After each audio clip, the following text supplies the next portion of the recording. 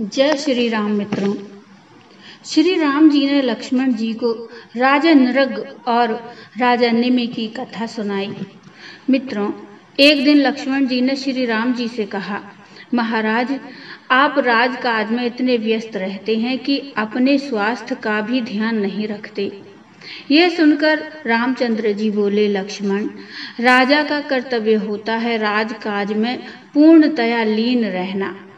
तनिक सी असावधानी हो जाने पर उसे राजा नृग की भांति भयंकर यातना भोगनी पड़ती है। लक्ष्मण जी की जिज्ञासा करने पर उन्होंने राजा नृग की कथा सुनाते हुए कहा, पहले इस पृथ्वी पर महायशस्वी राजा नृग राज्य करते थे। वे बड़े धर्मात्मा और सत्यवादी थे। एक बार उन्होंने तीर्थराज पुष्कर में जाकर स्वर्ग विभूषित बछड़ों युक्त 1 करोड़ गायों का दान किया। उसी समय उन गायों के साथ एक दरिद्र ब्राह्मण की गाय बछड़े सहित आकर मिल गई और राजा नृग ने संकल्प पूर्वक उसे किसी ब्राह्मण को दान कर दिया। उधर वह दरिद्र ब्राह्मण वर्षों तक स्थान स्थान पर अपनी गाय को ढूंढता रहा। अंत में उसने कनखल में एक ब्राह्मण के यहाँ अपने गाय को पहचान लिया। गाय का नाम शवला था।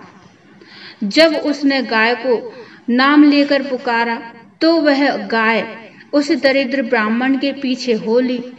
इस पर दोनों ब्राह्मणों में विवाद हो गया। एक कहता था गाय मेरी है और दूसरा कहता कि मुझे यह राजा ने दान में दी है। दोनों झगड़ते हुए राजा नृग के यहाँ पहुंचे। राजकाज में व्यस्त रहने के कारण जब कई दिन तक नृग ने उनसे भेंट नहीं की तो उन्होंने श्राप दे दिया कि विवाद का निर्णय कराने की इच्छा से आए प्रार्थियों को तुमने कई दिन तक दर्शन नहीं दिए, इसलिए तुम प्राणियों से छिपकर रहने वाले गिरगिट हो जाओगे और सहस्त्रों वर्ष तक गड्ढे में पड़े रहोगे। भगवान विष्णु जब कृष्ण के रूप में अवतार लेंगे तब वे ही तुम्हारा उद्धार करेंगे। इस प्रकार राजा नृग आज भी अपनी उस भूल का दंड भुगत रहे हैं। अतएव जब भी कोई कार्यार्थी द्वार पर आए उसे सदा मेरे सामने तत्काल उपस्थित किया करो। श्री राम जी का आदेश सुनकर लक्ष्मण बोले, राघव, ब्राह्मणों का श्राप सुनकर राजा नृग ने क्या किया? इस प्रश्न के उत्तर में श्री राम ने बताया, जब दोनों ब्राह्मण श्राप देकर चले गए तो राजा ने अपने मंत्री को भेजकर उन्हें वापस बुलाया और उनसे क्षमा याचना की। फिर एक सुंदर सा गड्ढा बनवाकर और अपने राजकुमार वसु को अपना राज्य सौंपकर उस गड्ढे में निवास करने लगे। ब्राह्मण के श्राप का भारी प्रभाव होता है। यह थी राजा नृग की कथा। श्री रामचंद्र जी बोले, हे लक्ष्मण, अब मैं तुम्हें श्राप से संबंधित एक अन्य कथा सुनाता हूँ। हमारे ही पूर्वजों में निमि नामक एक प्रतापी राजा थे। वे महात्मा इक्ष्वाकु के 12वें पुत्र थे। उन्होंने वैजयंती नामक एक नगर बसाया था। इस नगर को बसाकर उन्होंने एक भारी यज्ञ का अनुष्ठान किया।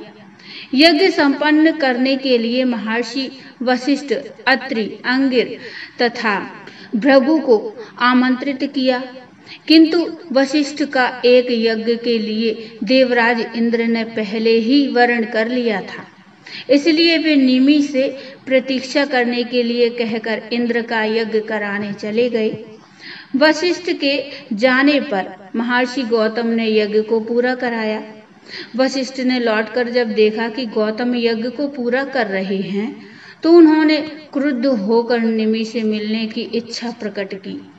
जब 2 घड़ी प्रतीक्षा करने पर भी निमि से भेंट न हो सकी तो उन्होंने श्राप दिया कि राजा निमि, तुमने मेरी अवहेलना करके दूसरे पुरोहित को वरण किया है, इसलिए तुम्हारा शरीर अचेतन होकर गिर जाएगा।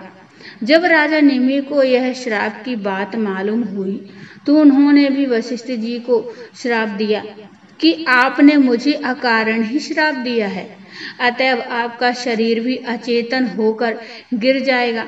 इस प्रकार श्रापों के कारण दोनों ही विदेह हो गए। यह सुनकर लक्ष्मण जी बोले, रघुकुल भूषण, फिर इन दोनों को नया शरीर कैसे मिला? लक्ष्मण जी का प्रश्न सुनकर राघव बोले, पहले तो वे दोनों वायु रूप हो गए। वशिष्ठ ने ब्रह्मा जी से देह दिलाने की प्रार्थना की तो उन्होंने कहा कि तुम मित्र और वरुण के छोड़े हुए वीर्य में प्रविष्ट हो जाओ, इससे तुम आयोनिज रूप से उत्पन्न होकर मेरे पुत्र बन जाओगे। इस प्रकार वशिष्ठ फिर से शरीर धारण करके प्रजापति बने। अब राजा निमि का वृत्तांत सुनो। राजा निमि का शरीर नष्ट हो जाने पर ऋषियों ने स्वयं ही यज्ञ को पूरा किया और राजा को तेल के कड़ाह आदि में सुरक्षित रखा।